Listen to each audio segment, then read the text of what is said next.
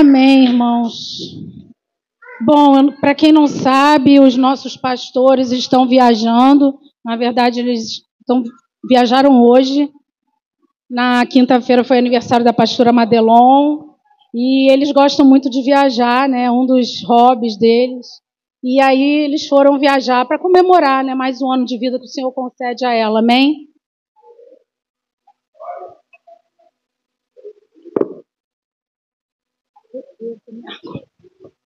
Obrigada. Irmãos, queria que vocês abrissem João 15. Eu acho que eu já falei isso da última vez que eu preguei, acho não, tenho certeza. Que eu já falei isso da última vez, mas a impressão que eu tenho, irmãos, é que o Senhor, que o Espírito Santo, que é o mesmo que opera em cada um de nós e através de cada um de nós, ele tem bradado, ele tem falado à sua igreja.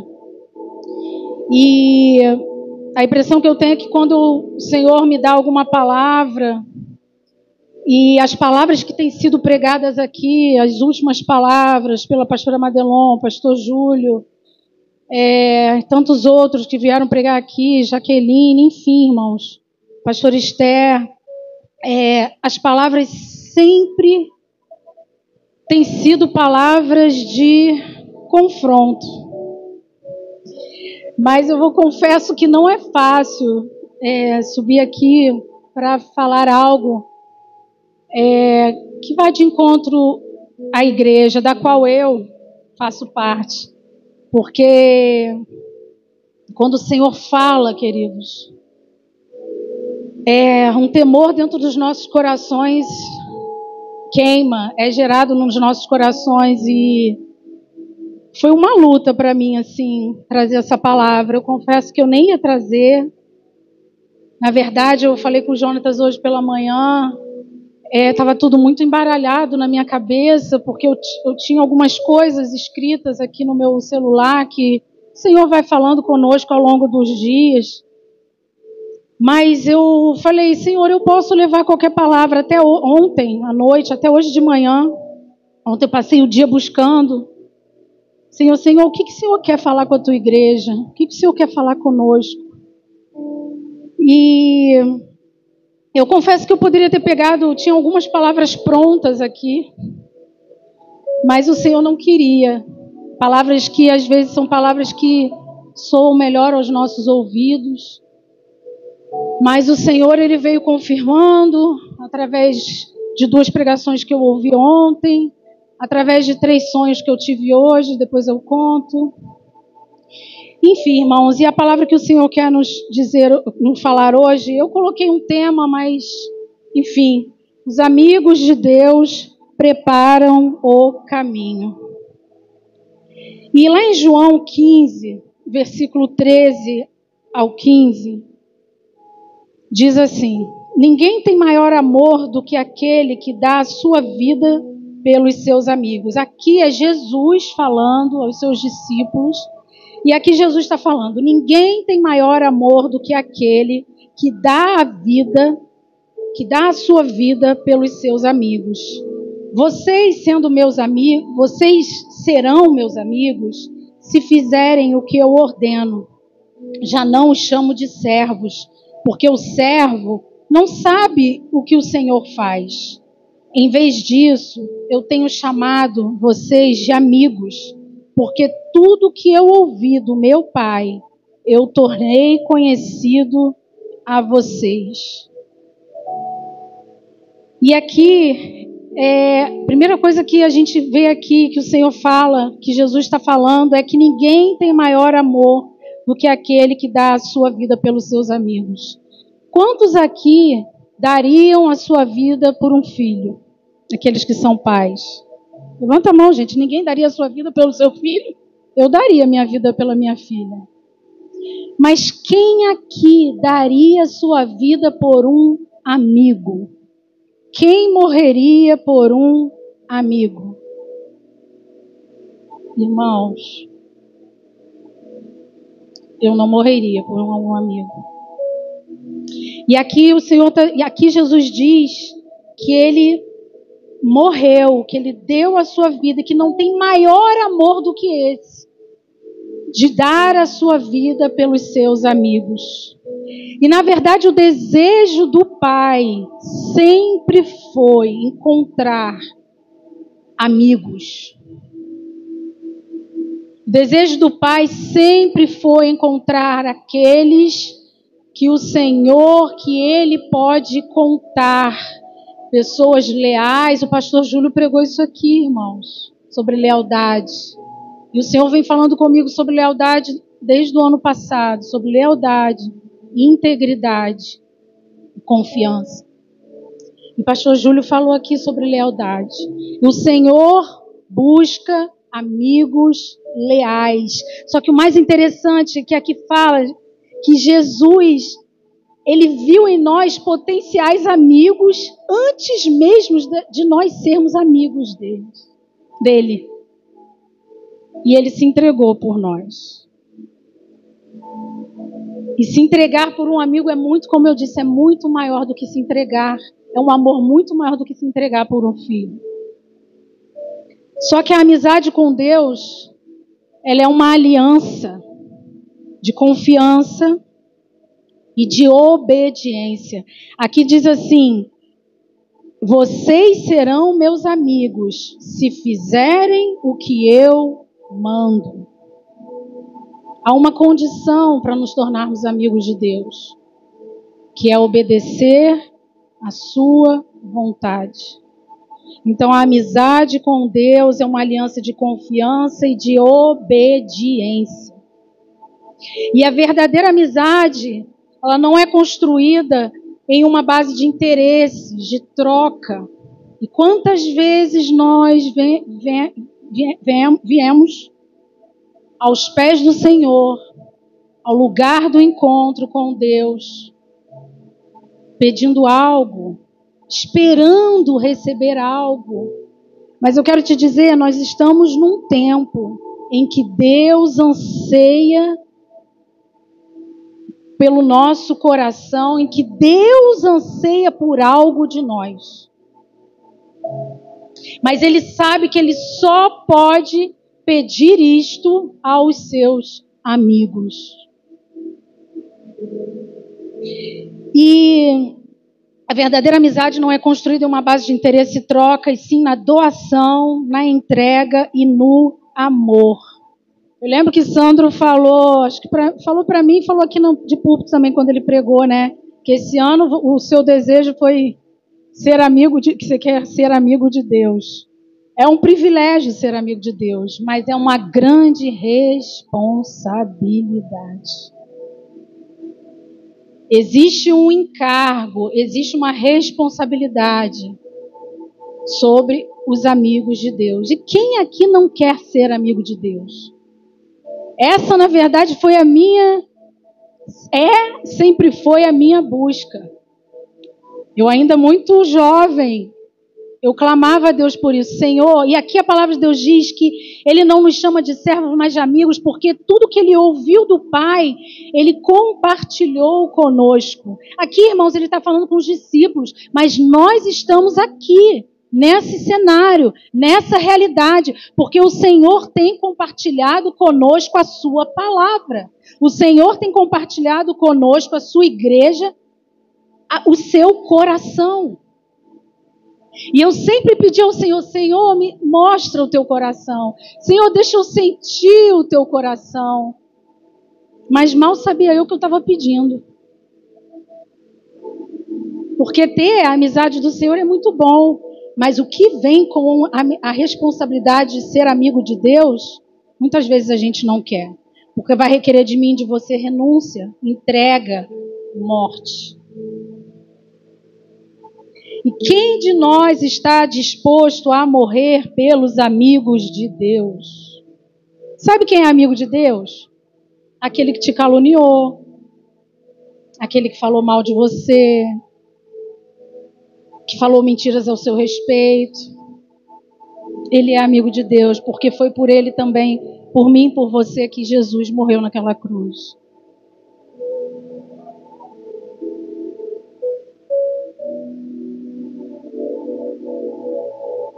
E nem todo filho, que a palavra de Deus fala, né, lá em João 1,12, mas a todos que creram nele e o aceitaram, ele deu o direito de se tornarem filhos de Deus. E a gente diz, né, eu sou filho de Deus, e nós somos sim filhos de Deus, nós temos um pai, graças a Deus por isso. Mas nem todo filho é amigo de Deus. Todo amigo de Deus é filho, mas o inverso não é uma verdade. Nem todo filho de Deus é um amigo dele. Mas Deus é nosso amigo. Deus, nós podemos confiar no amor leal do Senhor, que a palavra de Deus diz. Nós podemos confiar na fidelidade do Senhor, que a palavra fala que ainda que quando somos infiéis, Ele permanece fiel, porque Ele não tem como negar a si mesmo. Esse é o caráter de Deus, fiel, justo, um Deus de amor, um Deus bondoso, um Deus íntegro, um Deus confiável. Mas por que? Essa aqui é a primeira parte, muito boa, né? Mas uma palavra que estava ecoando na minha cabeça esses dias, eu vou falar, em relação a preparar o caminho para o Senhor. Por isso que eu coloquei o título dessa palavra de Os Amigos de Deus Preparam o Caminho. Deus, Ele anseia. Por que Deus anseia, né? Por uma relação de aliança, de amizade conosco. Porque Deus anseia por amigos para que eles sejam seus mensageiros. Eu posso dizer que um profeta, a igreja hoje ela tem um encargo. Nós temos o ministério profético. Profeta é um amigo de Deus. Profeta é um mensageiro de Deus. Profeta é aquele que ouve do Senhor, do Pai, aquele que tem os segredos do Senhor compartilhado com Ele, e Ele libera a mensagem da parte do Senhor para o seu povo. Então, junto com a amizade de Deus, vai vir a responsabilidade de sermos mensageiros do Rei.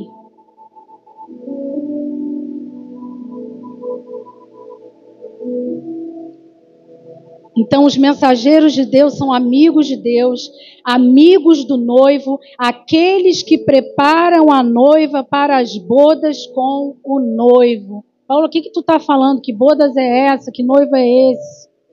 Nós estamos num tempo que antecede a vinda do noivo, a vinda do Messias, Jesus Cristo.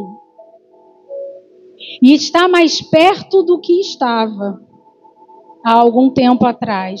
Nós não sabemos quando ele vai vir, se ele vai vir daqui a 5, 10, 20, 50, se ele vai vir a minha geração, na geração da minha filha, dos meus netos, mas irmãos, uma coisa é certa, ele virá, e a palavra tem se cumprido, os sinais estão aí. Se você ler a palavra, você vai discernir e entender que ele está voltando.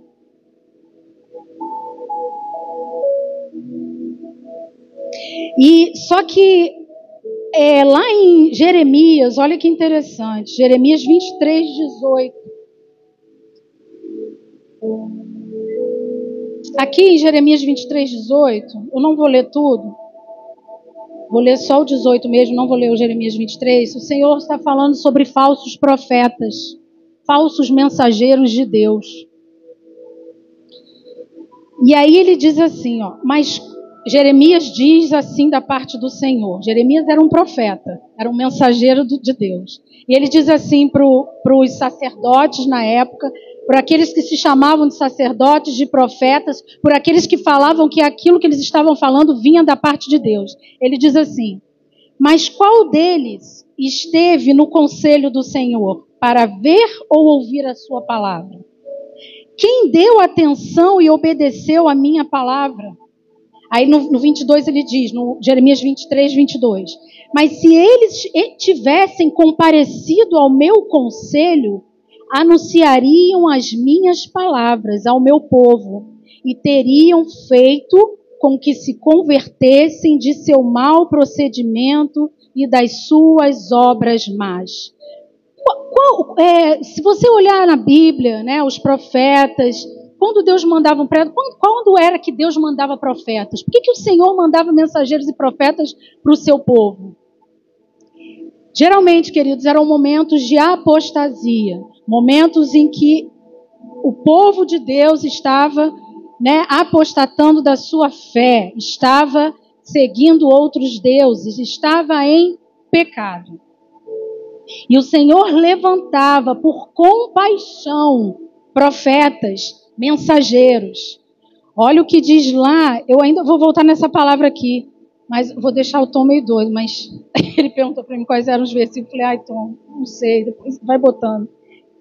Mas olha o que ele diz aqui, ó. Cadê? Em 2 Crônicas 36, 15 e 16 diz assim: o Senhor, o Deus dos seus antepassados, advertiu-os. Isso ele estava falando com o povo de Israel, gente. Advertiu-os várias vezes por meio de seus mensageiros. Em algumas versões, por meio de seus profetas. Pois ele tinha compaixão de seu povo e do lugar de sua habitação. Então, quando Deus envia um mensageiro, quando Deus envia um profeta, ele envia por compaixão. Hoje Deus quer nos dar uma palavra de advertência, mas isso mostra a compaixão do Senhor pelo seu povo, pelo lugar da sua habitação, que é a igreja, da qual eu e você fazemos parte. E aí ele diz, né, mas qual deles esteve no conselho do Senhor para ouvir a sua palavra? Quem deu atenção e obedeceu a sua palavra? Se eles tivessem comparecido ao meu conselho, anunciariam as minhas palavras ao meu povo e teriam feito com que se convertessem dos seus maus procedimentos e das suas obras más. E aí ontem eu estava ouvindo uma pregação do Jason no Clamor e ele falou sobre essa palavra e encaixou. O Senhor foi construindo a palavra assim, sabe? E aí ele disse que esse conselho do Senhor significa amizade íntima. Então o que está dizendo aqui, queridos? Se eles tivessem uma amizade íntima comigo, se eles obedecessem às minhas palavras, e a gente leu lá em João que ele diz que amigo dele é aquele que obedece às suas palavras, à sua vontade, se eles estivessem no meu conselho, se eles tivessem uma amizade íntima comigo, eles me obedeceriam, eles falariam a minha palavra e o povo se converteria.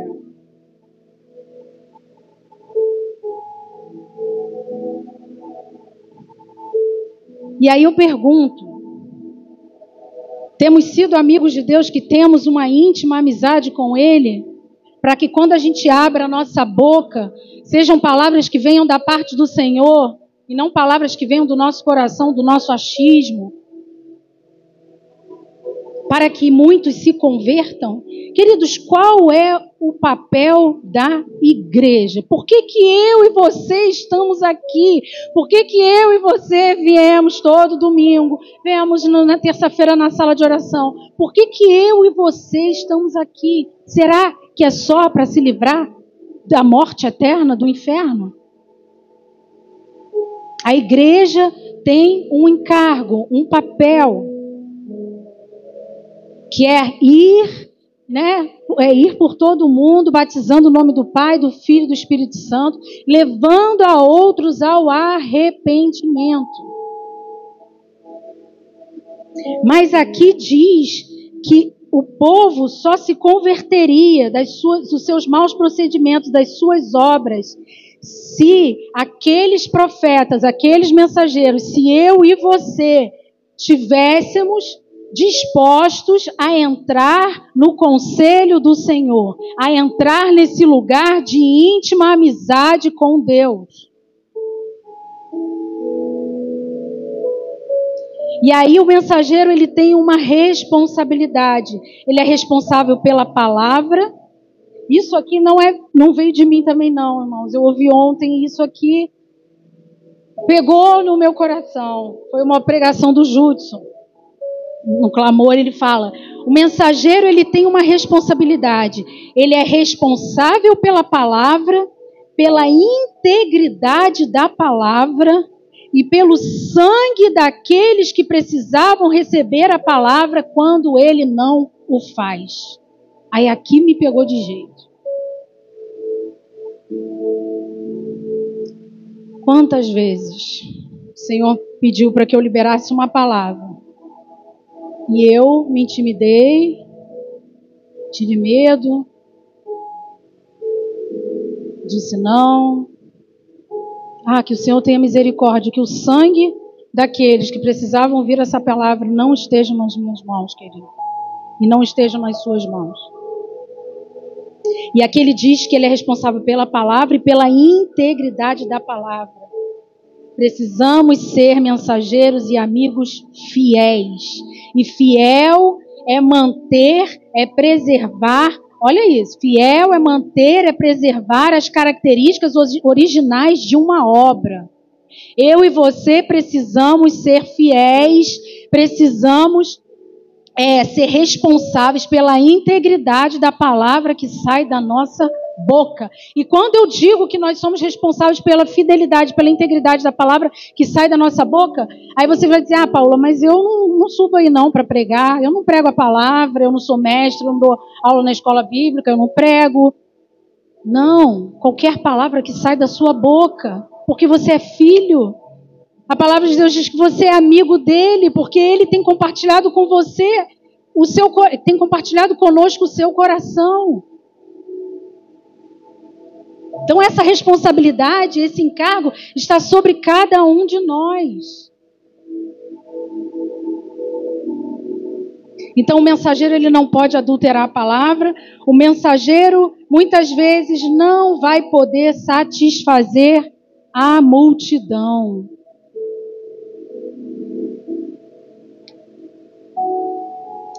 Irmãos, eu precisava passar isso para vocês. Isso aqui é da palavra, tá? Não é de mim, não. Mas tinha tudo a ver com aquilo que Deus ministrou no meu coração, que eu vou chegar lá.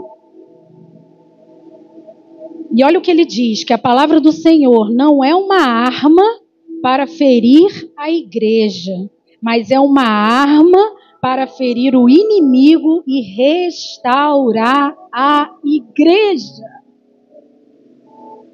E quantas vezes nós temos ouvido palavras, pregadores que têm usado dos púlpitos, têm usado do privilégio e da responsabilidade de subir aqui nesse púlpito, de falar da palavra, de falar da palavra para alguém na rua, e têm usado a palavra para ferir a igreja.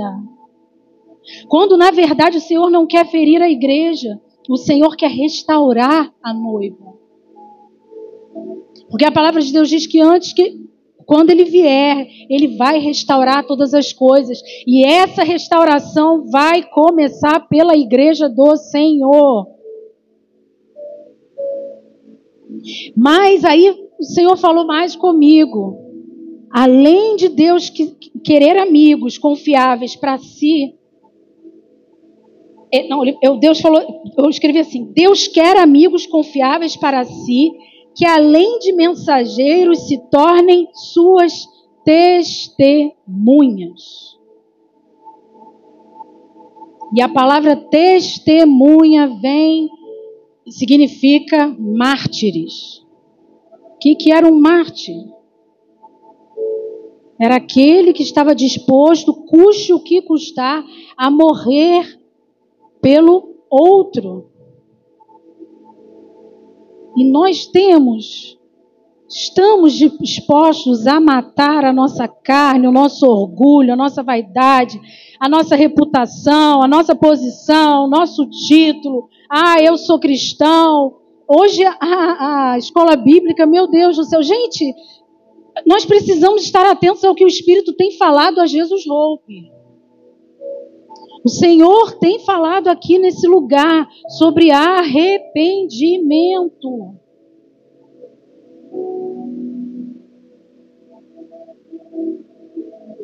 Então Deus precisa de amigos confiáveis para que sejam seus mensageiros e, além disso, sejam suas testemunhas. E a gente só testemunha daquilo que a gente conhece, viu e ouviu. Não tem como eu testemunhar a respeito de Cristo. Não tem como eu revelar Cristo se eu não vejo, se eu não ouço, se eu não experimento, se eu não o conheço. Ele diz assim, a palavra diz assim em João 15, 26, 27. Mas eu enviarei a vocês o encorajador, o Espírito da verdade, o Espírito Santo. Ele virá do Pai e testemunhará a meu respeito. Isso aqui é Jesus falando, gente. Está em João, no mesmo João 15 que nós lemos lá sobre os amigos. E vocês também devem testemunhar a meu respeito, porque estão comigo desde o início. Ele estava falando para aqueles discípulos que estavam caminhando com ele, né? Caminharam com ele naqueles 3 anos ali antes dele ir para a cruz. Que ele enviaria o Espírito Santo, o Espírito da verdade. E esse Espírito falaria, testemunharia, nos ensinaria a respeito do Pai. Mas que nós também temos o encargo de testemunhar a respeito dele, porque estamos com ele desde o início. Quantos aqui têm andado com o Senhor há mais de 1 ano? Quantos aqui têm andado 5, 10, 15 anos, 20 anos, 30 anos com o Senhor? Então já passou da hora da gente ser testemunha de Cristo. Já passou da hora da gente estar disposto a abrir mão, a morrer, a engolir o orgulho, a pedir perdão, a dar a outra face para quem bate na primeira. E tudo aquilo que Deus tem falando conosco ao longo das palavras que Ele tem falado aqui nesse púlpito.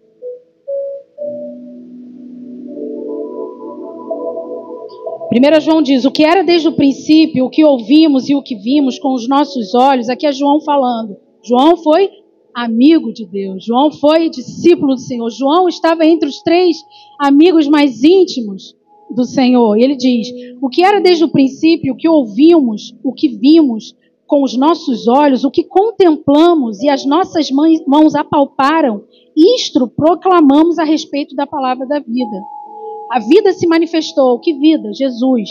Nós a vimos e dela testemunhamos e proclamamos a vocês a vida eterna que estava com o Pai e nos foi manifestada. Proclamamos o que vimos e ouvimos para que vocês também tenham comunhão conosco. Nossa comunhão é com o Pai e com o seu Filho Jesus Cristo. Precisamos ser testemunhas do Senhor para que a mesma comunhão que eu e você temos com Ele, outros sejam participantes dessa mesma comunhão com o Pai, com o Filho, com o Espírito Santo. Só que nós só conseguiremos ser testemunhas fiéis do Pai através do poder do Espírito Santo. Não há outra forma. Eu e você, pela minha força, pela minha vontade, pela minha carne que milita contra o Espírito, que tem uma natureza adâmica, carnal, não vou conseguir ser testemunha de Cristo. E Deus sabia disso, Jesus sabia disso. Por isso que lá em Atos 1:8, ele chega para os discípulos, para aqueles que ele disse, que ele iria, mas que receberiam o Espírito Santo, e que eles deveriam ser, batizar no nome do Pai, do Filho e do Espírito Santo, e que eles aguardassem ali em Jerusalém.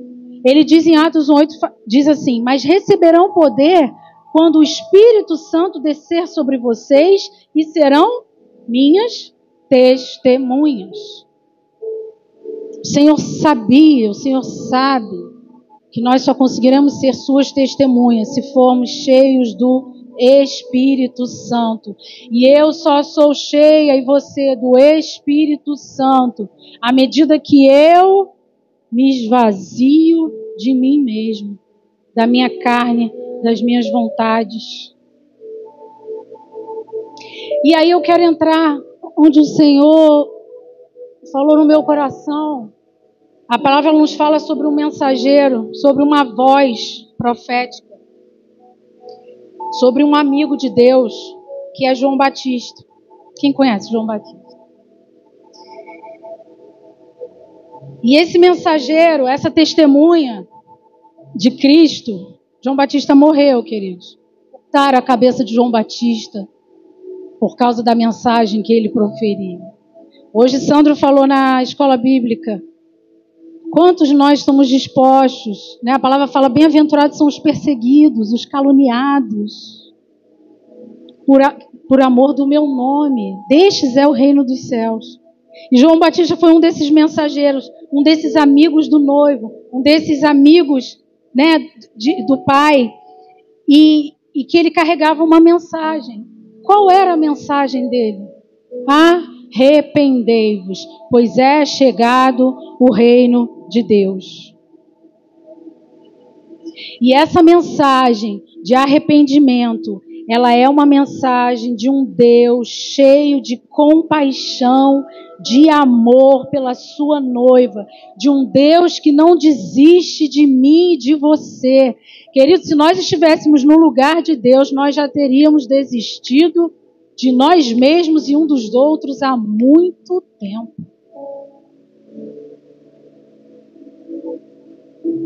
E lá em Isaías 40, do 3 ao 5, Isaías, o profeta, ele fala a respeito desse mensageiro. Diz assim, o profeta fala de uma voz que prepararia o caminho para a vinda do Senhor, para a manifestação do reino de Deus, quando Jesus viria apacentar o seu rebanho, dominaria e estabeleceria o seu reino.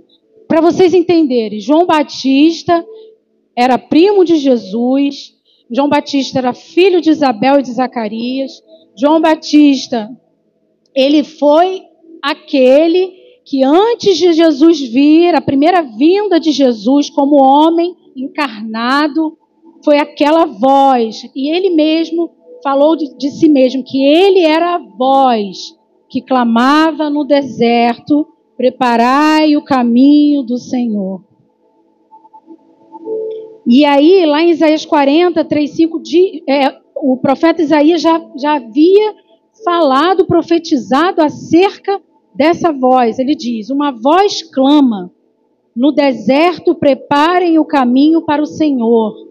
Façam no deserto um caminho reto para o nosso Deus. Todos os vales serão levantados, todos os montes e colinas serão aplanados, os terrenos acidentados se tornarão planos, as escarpas serão niveladas, a glória do Senhor será revelada, e juntos todos a verão, pois é o Senhor quem fala. Aí a gente lê essa passagem aqui, a gente fala, uau, a glória do Senhor vai ser revelada, todos a verão. Glória a Deus, o Senhor virá, reinará, dominará sobre céus e terra. Mas antes, ele diz que antes do Senhor vir, era necessário uma voz para preparar o caminho reto para o Senhor. Para preparar os corações, para preparar as pessoas, o povo, para a vinda de Jesus. E João Batista preparou com a sua mensagem, arrependei-vos, é chegado o reino de Deus, ele preparou para a vinda de Deus, para a vinda de Jesus, a primeira vinda, como eu disse. E aí, Paulo, o que isso tem a ver comigo, com você? Queridos, o Senhor virá na segunda vinda. E a palavra fala que a primeira vinda do Senhor não veio para trazer juízo, ele veio para salvar. Mas na segunda vinda, que é a que antecede a nossa geração, os tempos em que nós estamos vivendo, o Senhor virá para julgar o seu povo e o mundo. E aí o que eu e você tem a ver com amigo de Deus, com mensageiro de Deus? Na verdade, este mesmo encargo, como eu disse, hoje está sobre a igreja de preparar o caminho para a segunda vinda do Senhor. Nós somos os Joãos Batistas. A igreja tem um ministério de João Batista, um ministério profético de declarar, de levar a igreja, o mundo, as nações ao arrependimento. Mas não tem como eu e você levarmos o mundo ao arrependimento antes de que eu e você passemos por esse caminho. E olha o que diz lá em Isaías 57, do 14 ao 15. E se dirá: aterrem, preparem o caminho, tirem os obstáculos do caminho do meu povo. E lá em Hebreus 12, 13 diz: façam caminhos retos para os seus pés, para que o manco não se desvie, antes seja curado. O que eu entendo aqui, o Senhor está pedindo que nós nivelemos, preparemos o caminho para a sua vinda, tirando os obstáculos, tirando, como eu posso dizer, os tropeços. O que serve um obstáculo? Para que eu venha tropeçar no meio do caminho. E o Senhor tem pedido a mim e a você, como igreja dele, como amigos dele, que a gente tire os obstáculos do caminho. Mas, irmãos, com todo temor e tremor no meu coração, o que o Senhor ministrou no meu coração é que, em vez de estarmos tirando os obstáculos do caminho, nós temos sido a pedra de tropeço.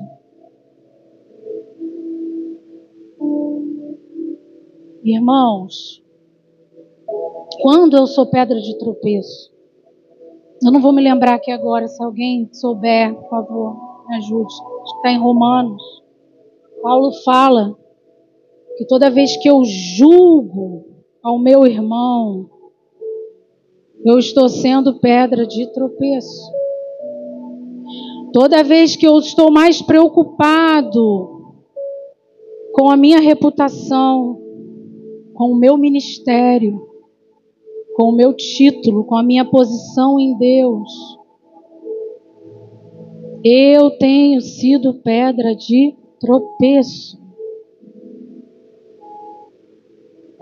Irmãos, o Senhor, eu vou falar eu pedi ao Senhor confirmação. Ontem Jonatas orou por mim, eu estava muito aflita.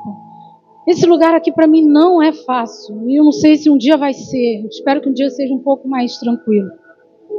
Ele orou por mim ontem e pediu a Deus que confirmasse a palavra que eu tinha que trazer aqui essa noite. E eu tive 3 sonhos, eu não sou de ter sonho. Pela manhã, o primeiro sonho, deixa eu me lembrar, tá? Primeiro sonho, eu chegava num prédio, era onde a minha mãe morava.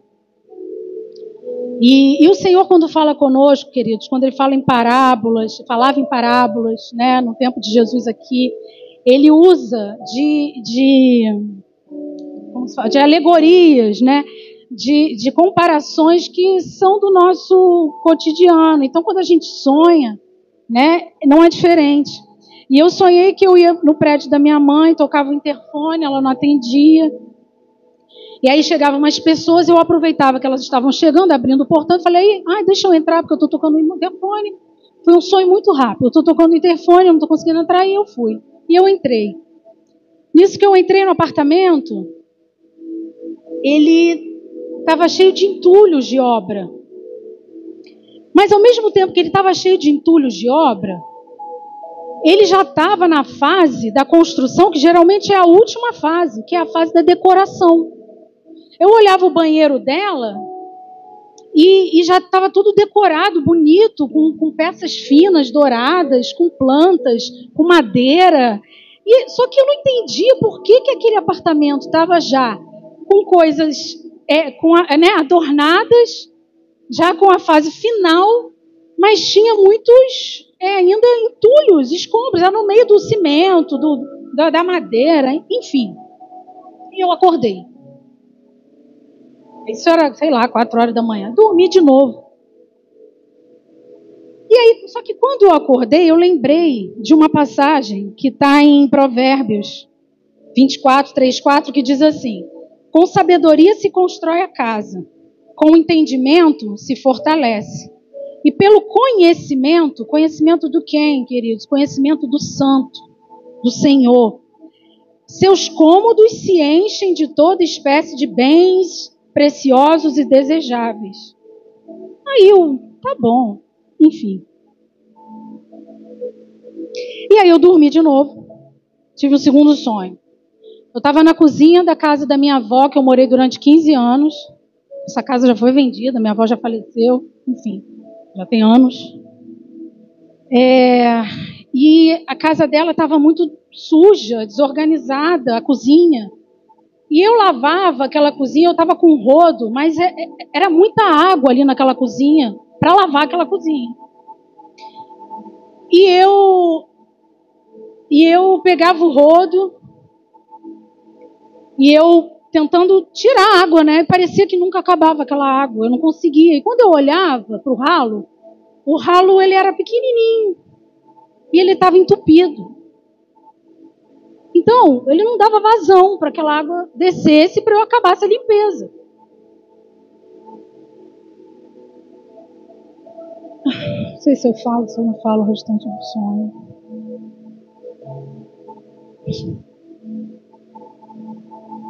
E aí, quando de repente eu estava lá tirando a água e aparecia uma das filhas da Rafa e do Jorge. E ela olhava e depois a Rafa acordava, eu via o Jorge de longe, sentado nas mesinhas que tinha ali na piscina da minha mãe, da casa da minha avó. E eu acordei. E aí eu tive um terceiro sonho. Para quem não tem sonho, foram muito rápidos os sonhos. Eu chegava no meu trabalho, eu ia para uma sala onde eu sempre trabalhei, só que quando eu chegava nessa sala, essa sala, ela era uma outra sala. Eu não reconhecia a sala, porque ela estava limpa, organizada. Sabe essas salas que hoje as pessoas têm feito modernas, bonitas, organizadas, e tinha um telão, tinham vários locais para notebooks, tinha um telão enorme, e ali tinha uma mesa e eu não sabia onde eu sentava. Eu fiquei, não, esse lugar aqui não é para mim, não. Eu saía, aí eu ia numa outra sala, eu via que a outra sala estava cheia de gente, estava toda ocupada, eu ia para uma outra sala, via que a outra sala também estava tudo ocupada. Eu falei, não, é aqui mesmo, o lugar que eu tenho que trabalhar. E aí eu não tinha levado meu notebook e eu sentava ali, naquela mesa central ali, que tinha aquela televisão enorme, e eu acordei. Só que eu acordei ouvindo muito claro nos meus ouvidos, no meu interior, né, queridos? Põe a casa em ordem. E aí eu falei, tá bom, Senhor, eu entendi. E aquele sonho, querido, não era para mim apenas, é para a igreja do Senhor. O Senhor, Ele anseia por manifestar a glória dele no meio do seu povo. Mas o Senhor não vai manifestar a glória dele no nosso meio se ainda tiverem entulhos. Se o ralo ainda tiver entupido. E aí, vocês entendam como vocês querem entender o que o Senhor colocar no coração de vocês a respeito desses 3 sonhos que eu tive. Mas o Senhor está nos chamando para um tempo de conserto. E não é à toa que o Senhor falou comigo: preparai o caminho do Senhor. Mas ao mesmo tempo ele disse: aterrai, aterrai, tirai os obstáculos dos caminhos. Escolha para os seus pés caminhos retos para o Senhor, para que outros, para que os mancos, os pequeninos na fé, não se desviem desse caminho. O Senhor, na sua palavra, ele diz que ele abriu as portas, que deu para a igreja as chaves, né? Que aquilo que a igreja ligar no céu, na terra será ligado no céu, e o que a igreja desligar na terra será desligado nos céus. Ali naquela passagem que o Senhor Jesus pergunta para os discípulos: quem é que as pessoas dizem que eu sou? Quem é que eu sou? Quem que dizes que eu sou? E aí Pedro chega e fala: tu és o Cristo, filho do Deus vivo. E ali Jesus chega para Pedro e fala: Pedro, tu és, né, essa revelação tu não recebeste de homens, mas recebeste da parte do Senhor. E sobre essa pedra, Pedro significa pedra, sobre essa revelação, eu edificarei a minha igreja, e as portas do inferno não vão poder prevalecer contra ela. Só que tem um porém. Enquanto o inimigo, o diabo, o inferno tiver em suas mãos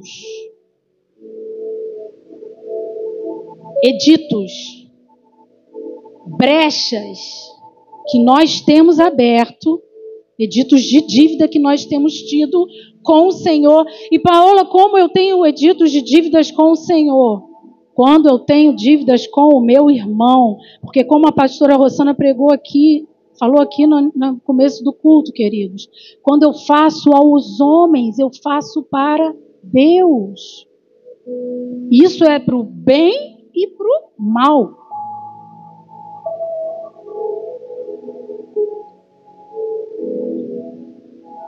Deixa eu voltar lá, peraí, a palavra. E é isso que o Senhor tem pedido a nós. Deixa eu achar aqui. Preciso ler uma palavra.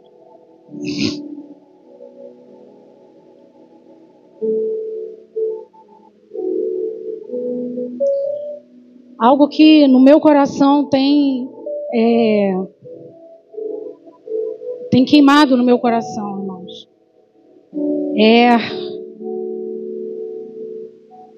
O Senhor, ele está desejoso, ele tem ansiado e ele tem chorado pelas ovelhas da casa de Israel. Pelas ovelhas que hoje estão dispersas. Pelas ovelhas, muitas vezes, que hoje estão dispersas por causa da postura, do posicionamento da própria igreja. Daqueles que são líderes, profetas, que se chamam filhos de Deus. Irmãos, eu sei que quando uma pessoa ela se desvia, eu já fui desviado. Ela coloca um monte de justificativa, ela coloca um monte de culpa nos outros para que ela tenha saído da igreja. Mas nem tudo que elas falam é mentira, é real. E se nós nos colocarmos diante de Deus, sabe, diante desse Deus que a palavra de Deus diz que não há nenhum inocente diante dele, nós vamos entender que tem um pouco de verdade nisso. Nós somos um povo, queridos, que muitas vezes a gente se sente o dono da verdade. E a gente ainda usa a palavra para nos respaldar.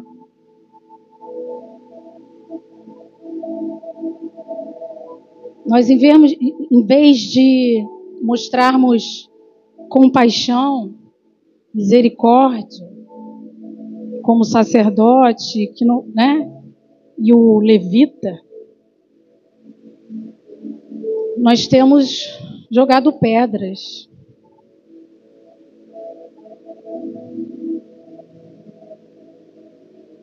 E Deus vai nos cobrar isso, se nós não nos arrependermos. E aí a gente fala de arrependimento. E aí eu me lembro do GH de quinta-feira, falando sobre o perdão, né? E me veio na minha mente, eu já estou terminando, veio na minha mente 2 pessoas na Bíblia que fala que se arrependeram, que é Davi e Saul. Davi está lá em Salmo 51, se você puder abrir. Vou abrir aqui. Que foi um salmo que a gente estudou na semana passada, na escola bíblica, com a pastora Madelon. E foi um salmo, queridos, que o Senhor me deu no dia da vigília aqui. Eu confesso que assim, eu fiquei muito feliz com a vigília, com o que o Senhor fez aqui no nosso meio, trazendo alegria, restaurando o ânimo.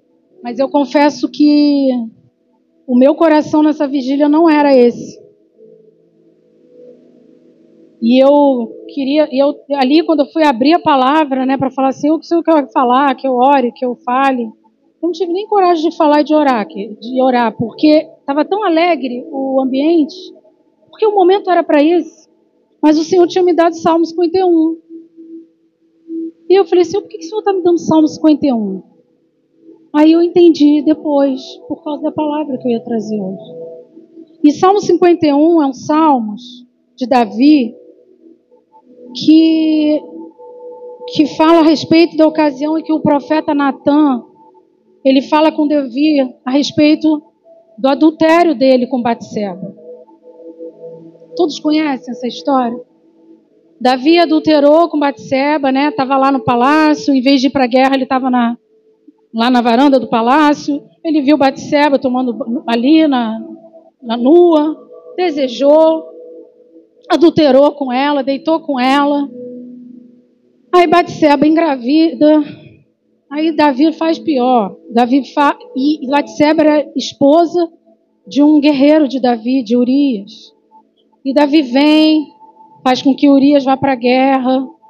Tem mais coisa, mas eu não vou me ater nisso.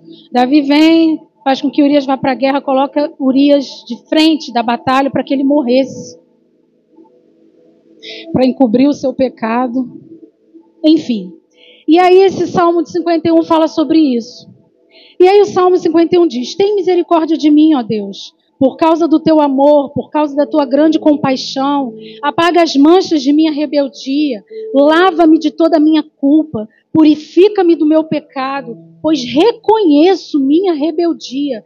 Meu pecado me persegue todo o tempo. Pequei contra ti, somente contra ti. Grava essa parte aqui. Pequei contra ti, somente contra ti. Fiz o que é mal aos teus olhos. Grava esse versículo 4. Por isso tens razão no que dizes e és justo no teu julgamento contra mim. Pois sou pecador desde que nasci. Sim, desde que minha mãe me concebeu. Tu, porém, desejas a verdade no íntimo. E no coração me mostras a sabedoria. Purifica-me da minha impureza e ficarei limpo. Lava-me e ficarei mais branco que a neve. Devolve-me a alegria e a felicidade. Tu me quebraste, agora permite que eu exulte outra vez. Não continues a olhar para meus pecados. Remove as manchas da minha culpa. Cria em mim, ó Deus, um coração puro. Renova dentro de mim um espírito firme, reto, inabalável em algumas versões. Não expulses de tua presença e não retires de mim o teu espírito. Restaura-me em mim a alegria da tua salvação e torna-me disposto a te obedecer. Então, tinha uma condição. E Davi sabia disso. Então, ensinarei teus caminhos aos rebeldes e eles voltarão a ti. Davi entendia a responsabilidade, ele entendeu, ele caiu em si, ele verdadeiramente se arrependeu. Ele reconheceu a sua culpa. E é mais, ele aqui reconhece que ele tinha uma responsabilidade como rei. Porque ele diz que o Senhor precisava, né, limpar ele do seu pecado, restaurar ele a alegria da salvação, tornar o coração dele um coração disposto a obedecer, para que então ensinasse os caminhos aos rebeldes e eles voltassem a ele. Aí eu lembro daquela passagem lá que ele fala dos profetas, do conselho. Se vocês tivessem entrado na íntima amizade comigo, vocês falariam ao meu povo e eles se converteriam. Então a gente está querendo o final e não está querendo passar pelo processo do arrependimento. A gente está querendo, quem aqui não deseja, mais do que nós, o Senhor, de ver essa igreja cheia de vidas que não o conhecem e essa igreja cheia de ovelhas perdidas da casa de Israel. Ovelhas que um dia estiveram na casa do Pai. Irmãos, eu estou com um caderno que tem mais de 40, sei lá quantos, vou contar, pastora Rossana, de nomes de pessoas que não conhecem a Deus e a maioria de pessoas que um dia estiveram na casa do Senhor e que hoje não estão mais. E o Senhor tem me incomodado há algum tempo e eu, negligente, não peguei esse bendito caderno para orar por elas. Mas o Senhor, nessa virada do ano, me incomodou. E eu resgatei esse caderno lá no meio de um monte de outros cadernos. Esse caderno, ele surgiu numa sala de oração, que a gente estava aqui. E o Senhor tem me incomodado a orar por estas vidas.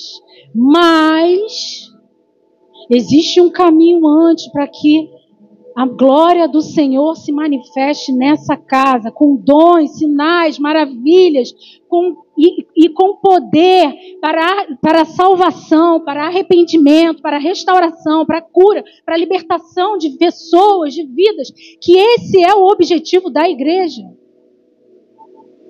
É nós prepararmos caminhos retos para o Senhor, para que Ele venha, para que Ele se manifeste, para que Ele apacente as suas ovelhas. E aí eu falei do arrependimento, só para terminar, aí a gente vai lá para Saul, lá em 1 Samuel, vou terminar, já são 8h40, perdoa a hora. 1 Samuel 15, rapidamente. Aqui eu quero mostrar para vocês, querido, o seguinte.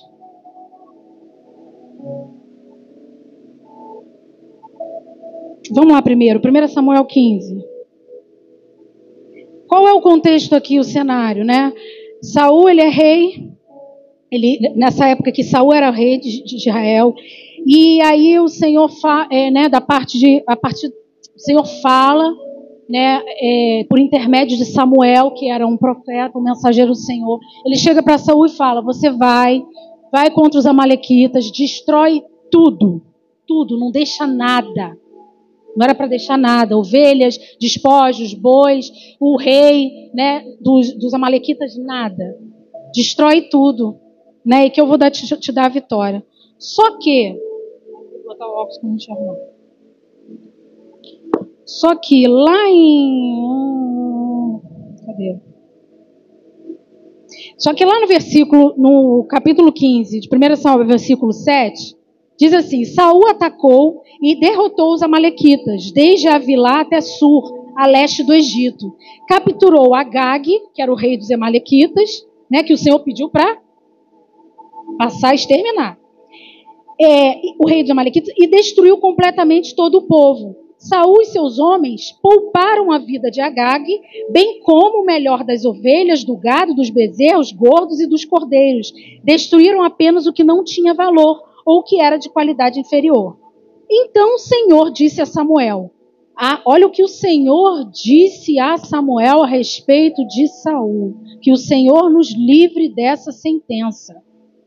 Então o Senhor disse a Samuel: arrependo-me de ter colocado Saul como rei, pois ele se afastou de mim e se recusou a obedecer às suas ordens. Aí aqui a palavra diz que Samuel ficou frustrado ao ouvir aquelas palavras, né? Aí lá Aí lá no versículo 13 diz assim: quando Samuel finalmente encontrou Saul, o cumprimentou com alegria, que o Senhor o abençoe. Disse a Saul: cumpri a ordem do Senhor, cumpre a ordem do Senhor. Samuel perguntou: então o que é esse balido de ovelhas e de mugido de bois que estou ouvindo? Então Samuel foi e ouviu que, peraí, ele não matou como Deus mandou. E aí Saul responde: é verdade que os soldados pouparam o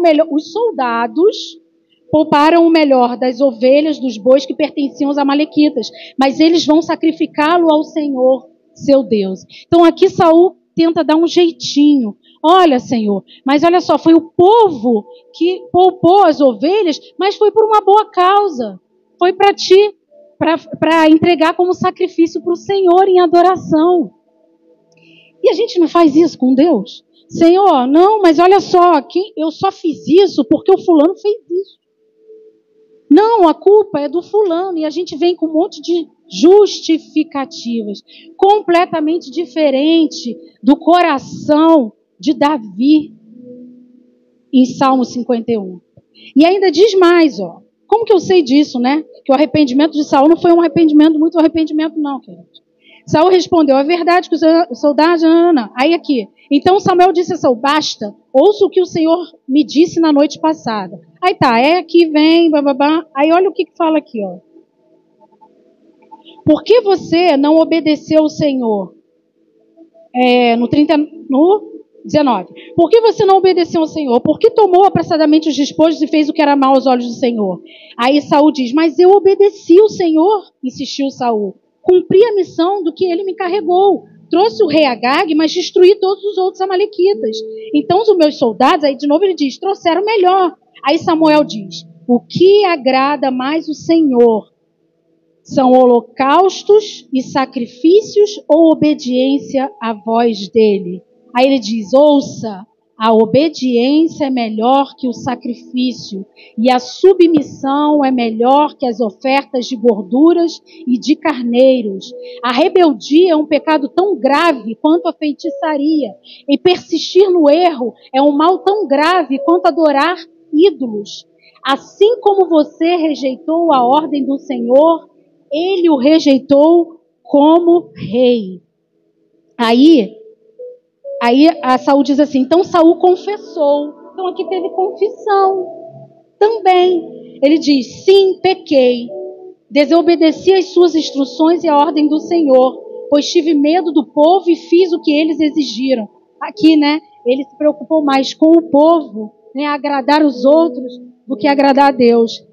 Agora imploro que perdoe o meu pecado e volte comigo para que eu possa adorar o Senhor. Samuel, porém, respondeu: não voltarei com você, uma vez que você rejeitou a ordem do Senhor. Ele os rejeitou como rei de Israel. Peraí, cadê?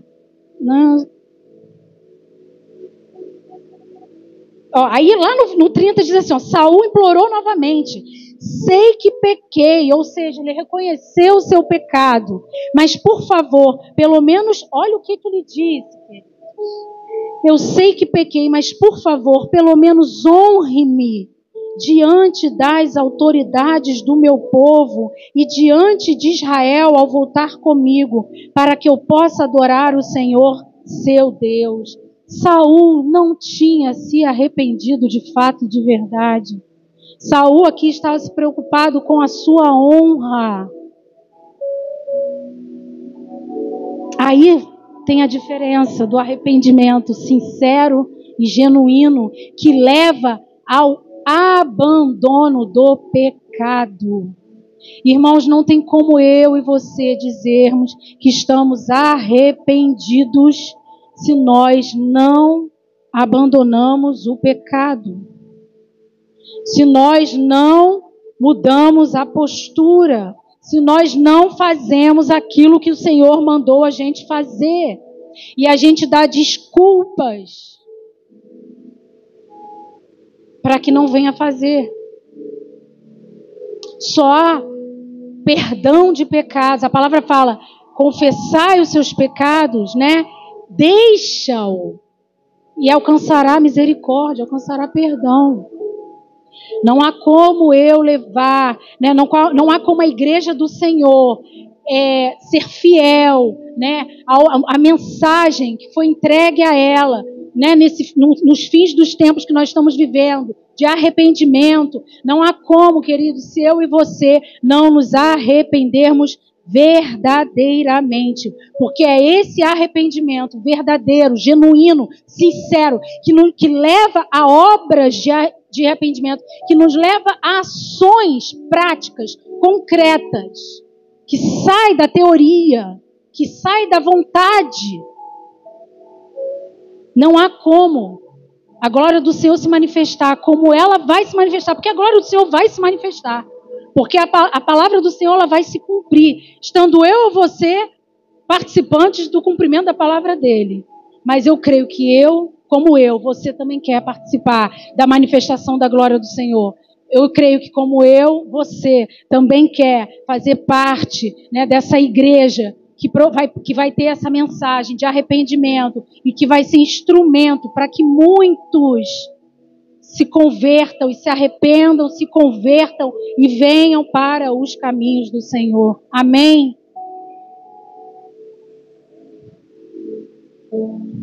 E aí eu vou deixar essa perguntinha que Deus fez para mim, eu vou fazer para vocês.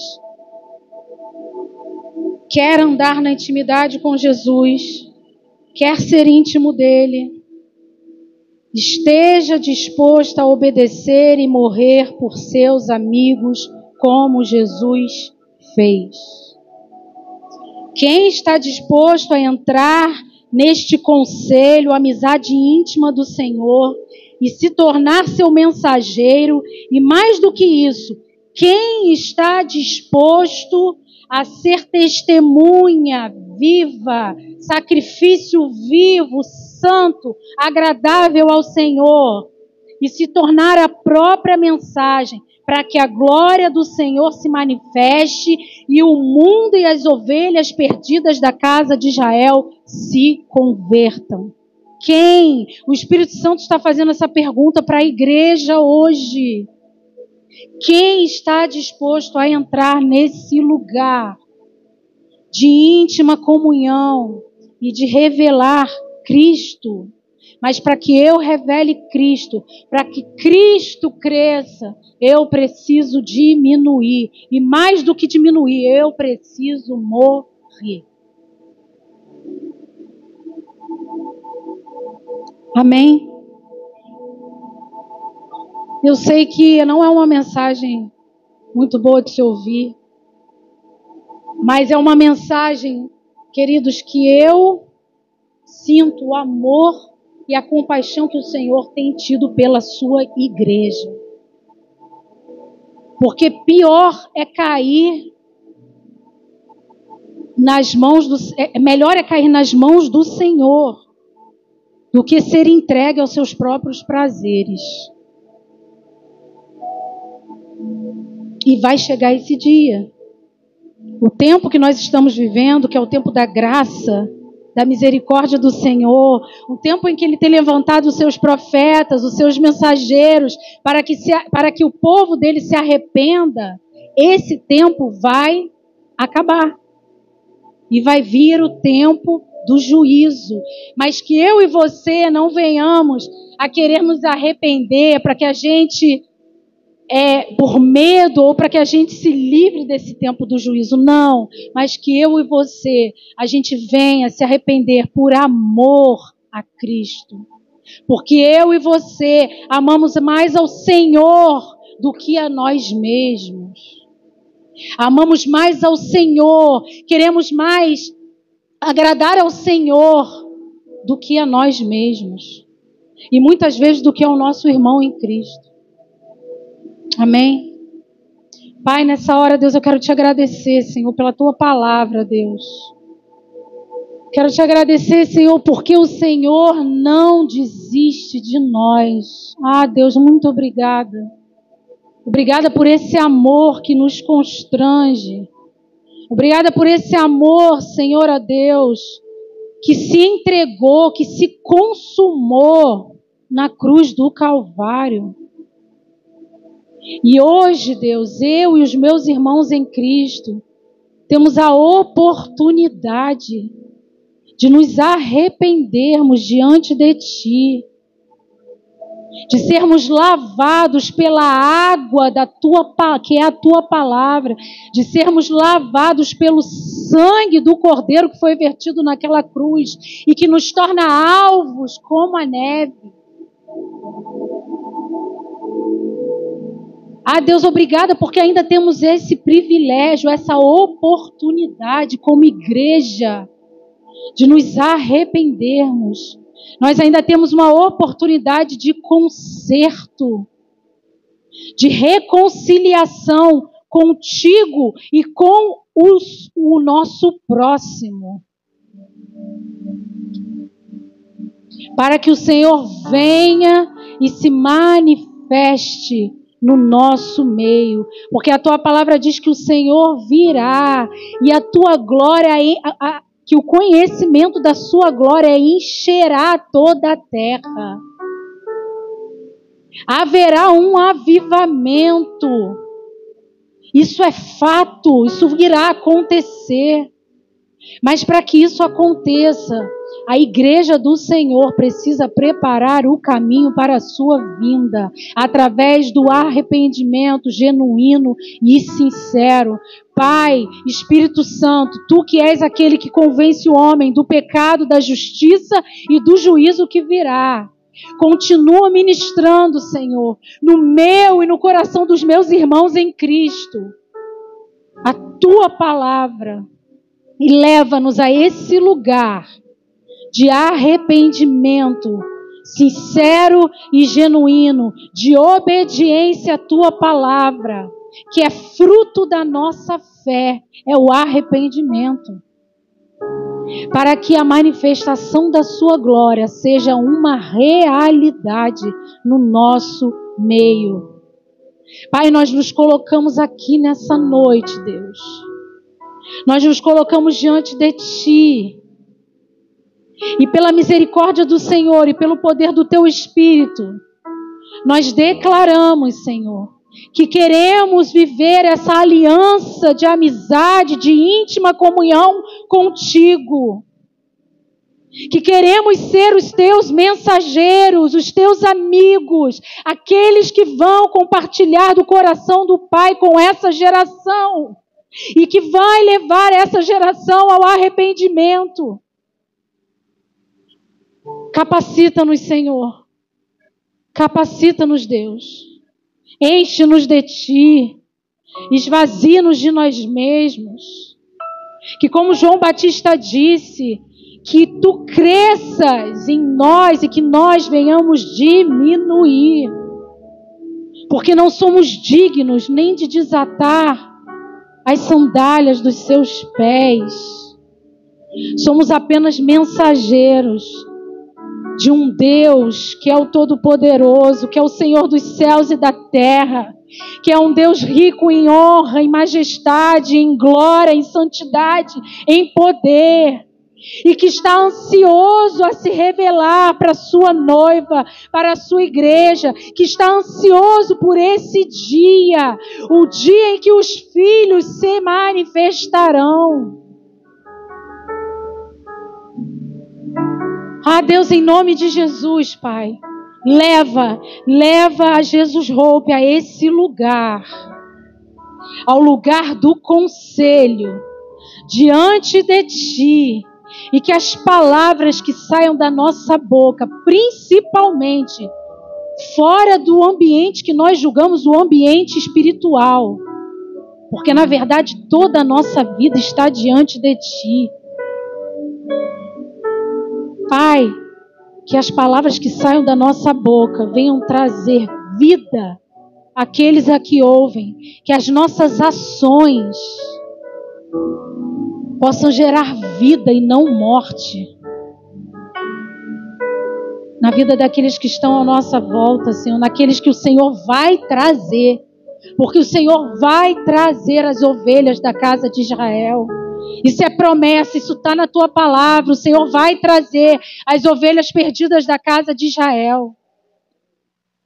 E que nós possamos estar preparados em amor, em misericórdia, em obediência, com um coração contrito, arrependido, um coração humilde diante de Ti, em que o mesmo Salmo 51 diz que o Senhor não despreza, que o Senhor não quer sacrifícios, o Senhor não quer, Pai, sacrifícios, rituais, o Senhor quer um coração contrito e quebrantado diante da Tua presença, para que muitos se convertam.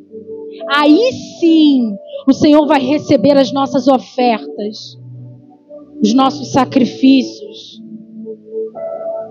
Pai, muito obrigada, Senhor, por essa noite. Muito obrigada, Senhor, pela Tua palavra e pelo Teu Espírito Santo que fala conosco em todo o tempo.